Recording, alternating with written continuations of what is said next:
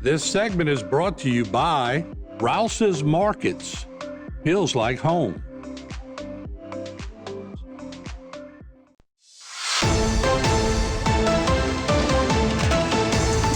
Hey everybody, welcome back to Bayou Time. Harry McCullough here. Wednesday's always Parish Council meeting here to preview what's going to happen this week. Is the council chair, Mr. Carly Harding, District 2. Thanks so much for joining us, man. We appreciate it. Yeah, well, happy to be here again. Never stops, right? Always got something going on. Right. This council meeting, of course, regular agenda and summertime and that kind of stuff. Look, we are preparing for maybe to get some weather. Hopefully that won't be any issue. But that's not your job right now. Your job is to get prepared for the council meeting. So let's talk about it. And what do you expect in this meeting? Well, we're the small part I can say about what may go on in reference to the weather.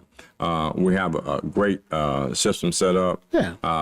And Early Hughes, he's top notch, and I think they're going to have us well informed and with our webpage and HTV and whatever way that we can actually get the information out there to take care of the people, we will do so. So everybody just hold on and wait for instructions. Oh yeah, no, this, as they say, not our first rodeo. So I think they'll be prepared, and they've been preparing for this for a long time. So let's start with the resolutions, I guess.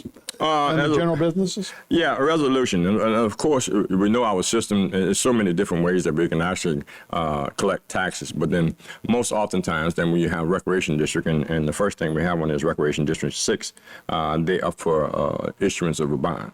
And so they actually look at this recreation district, and these recreation districts, they do well. They are designed for the people in the community that have small businesses in the homes that actually pay their taxes. But at the end of their subdivisions and stuff like that, they have small parks and upkeeps and the maintenance of all of those things has to be taken care of. And so this is one way and that we can actually afford them an opportunity to take care of that recreation district. So I'm supporting that also. We look at the next thing that we have on there for tomorrow would be Miss Crystal Tipton, and she's going to be recommended as the replacement for Mr. Ryan Page, who's gone on to greener pastures, and we're wishing him well. But Miss Crystal Tipton is the pick by Mr. Bergeron to replace him for the Human Resources Risk Management Director. And what we're going to do is actually we have to hold this over for 2 weeks, and at our July 30th meeting that we would actually vote for ratification for her being in that position. And the next thing we have on there is considering the introduction of an ordinance to place a moratorium on recreational vehicle permits. And this is something, planning and zoning has a meeting Thursday, doing a normal meeting, but then the consideration here is basically for RVs. And I think we have broad aspects of the rules that we have on the book right now.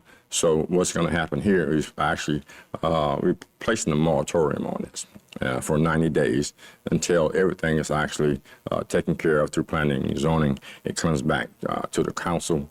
Then the council would then actually ratify and become law for us to take care of the moratorium. Those spots, is that like at the Civic Center and those types of hookups and those kind of things, or is that just at different parks around here? Different parks, RVs, you know what I mean? From my understanding, I don't have that much of expertise in reference to it, but understanding the principle behind it is to create some fairness.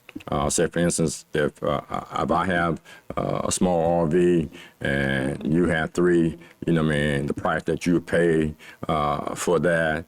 Also, I'm looking at the fact that There are some certain circumstances where you just can't put a FEMA trailer in places like that that are meant for basically for RVs, for recreational vehicles. Right. Fifth wheels, those kind of things. Yeah, right. It can get into different levels of those types of things. I know the Class A's are a little different than Class C's or whatever. Right. Sometime back, we had to create something for vehicles on the side of the road because after the hurricane, we had vehicles we couldn't deal with them because they come under different guidelines. So we had to come back and revamp it.